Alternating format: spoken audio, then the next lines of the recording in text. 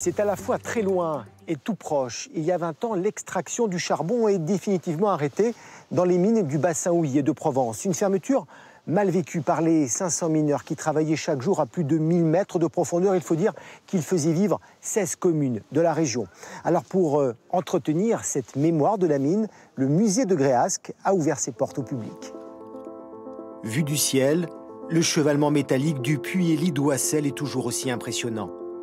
Ce bâtiment, dernier vestige du patrimoine minier de la région, est aujourd'hui inscrit à l'inventaire des monuments historiques.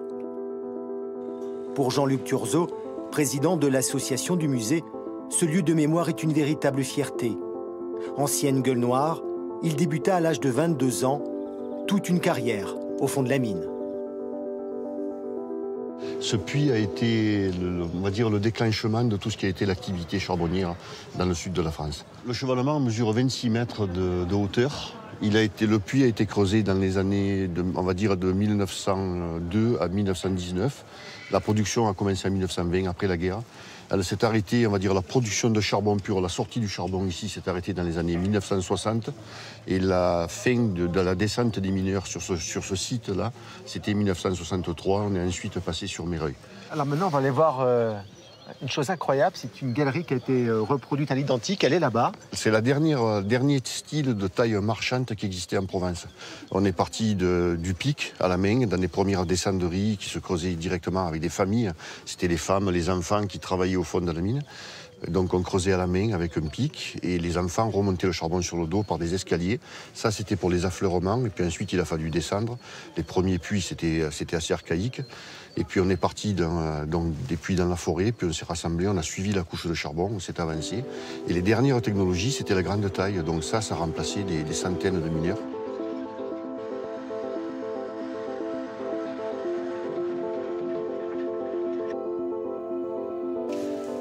Alors Jean-Luc Turzeau, là, dites-nous un petit peu ce que c'est et où allons-nous précisément? Là, nous allons rentrer dans les entrailles de la Terre, à 1300 mètres de profondeur. Donc c'est la dernière taille marchande qui existait au fond de la mine.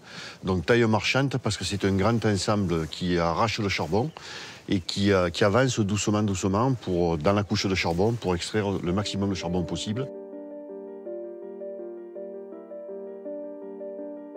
Cette galerie, elle a été construite à l'identique. Hein. C'était exactement ce que l'on trouvait à 300 mètres de profondeur. On a reproduit tout ce qui existait au fond de la mine. Donc on a remis en place les piles marchandes, on a remis en place les convoyeurs blindés, le broyeur, la partie broyeur, le pupitre, les moteurs qui fonctionnaient en 10 000 volts, les moteurs qui fonctionnaient en 5 000 volts. On a remis toute la taille exactement comme on était au fond de la mine.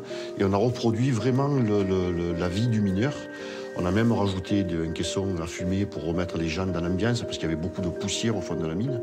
Et on a même le bruit de la production, donc pour que les gens se situent vraiment comme on était au fond, c'est-à-dire à 1300 mètres de profondeur.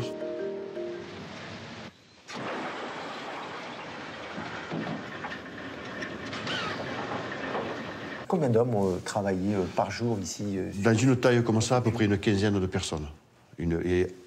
Dans les temps anciens, pour faire marcher autant de production, il aurait peut-être fallu une quarantaine ou une cinquantaine de personnes.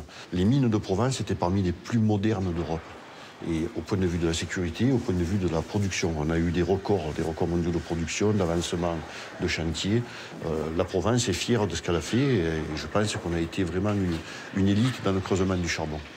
Des centaines d'hommes, souvent très jeunes, ont quitté les mines du bassin houiller de Provence grâce aux indemnités accordées par l'État. Malgré ces aides très avantageuses, l'arrêt définitif de l'activité fut vécu comme un séisme par les mineurs et leurs familles. L'arrêt, il n'a pas été brutal. C'est-à-dire que bon, il y avait quand même un certain temps que l'activité diminuait, le nombre de mineurs avait considérablement décru. Je vais vous donner un exemple, en 1945-46, il y avait 6000 mineurs. Quand ça a fermé en 2003, il y en avait entre 200 et 400 à peu près. Je pense que les gens savaient déjà depuis un moment que l'activité était en baisse, même si beaucoup, notamment les syndicats, voulaient la relancer. Mais effectivement, le fait de trouver le 31 janvier la porte fermée, ça a dû les surprendre pas mal. Oui. Autre vestige de ce passé industriel, le puits Moranda qui ferma ses portes en 2003. Aujourd'hui, Gardanne mise sur l'utilisation des eaux d'ennoyage du plus grand puits minier d'Europe pour chauffer les entreprises.